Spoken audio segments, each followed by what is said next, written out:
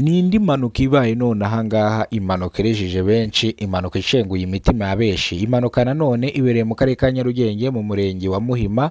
Impanuka rero ishenguye imitima ya benshi. Impanuka nta muntu wigize upfiramo, ariko iyi mpanuka hakomerekeyemo babiri. Umwe arakomereka cyane, ukuguru kugeza amagingo anga kwenda kuvaho. Imbangukiragutabara ku bitaro bya Muhima hese yihuta iza gutabara bano bakomeretse.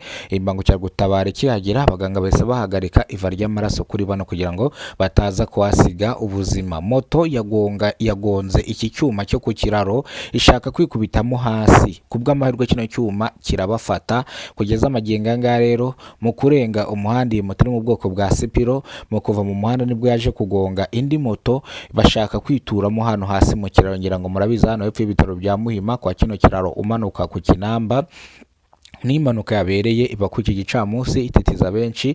Abandi baravuga ati hano hantu higize kubera impanuka yapfiriyemo ubuzima bw'abantu benshi, abantu barapfa, abantu barakomereka.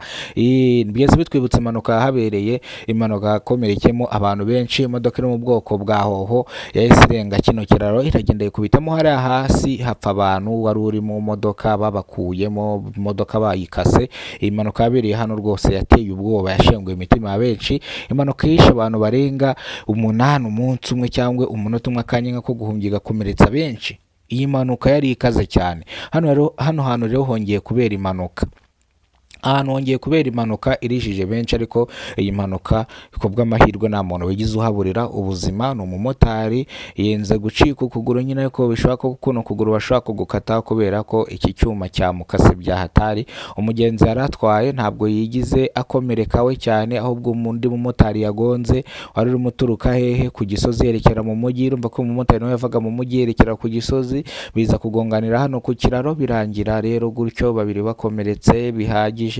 Abandi nibitaba Imana bakomereka gake byoroheje. Bivuze ngo iyi mpanuka rero yarijije benshi, iterana benshi ubwoba, bahita bibutsa impanuka yigize kubera hano. Ngayo nguko rero iyi mpanuka yabaye ku burangare bw'abantu bamotari. Traffic polisi ishinzwe impanuka yaje pima abamotari bombi, isanga ntago banyoye ibisindisha. Uri mu makosa bamusaba kuzana ibyangombwa bye kugira ngo bafotore asirasi izakurikirana ibindi, cyangwa abantu bakomeretse bazishyurwe na asirasi.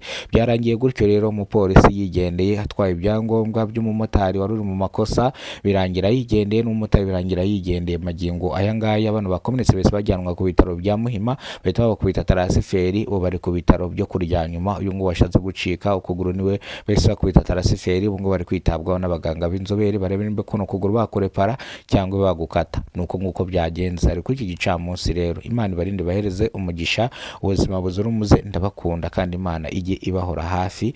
Ikintu twe tuba twifuza ni ukubasabira ku Mana umunsi ku munsi mugahora mumeze neza. Imana ibagenda imbere. Nitwa Gakidasamura, urw'Inkorogoto bakora rugakonko.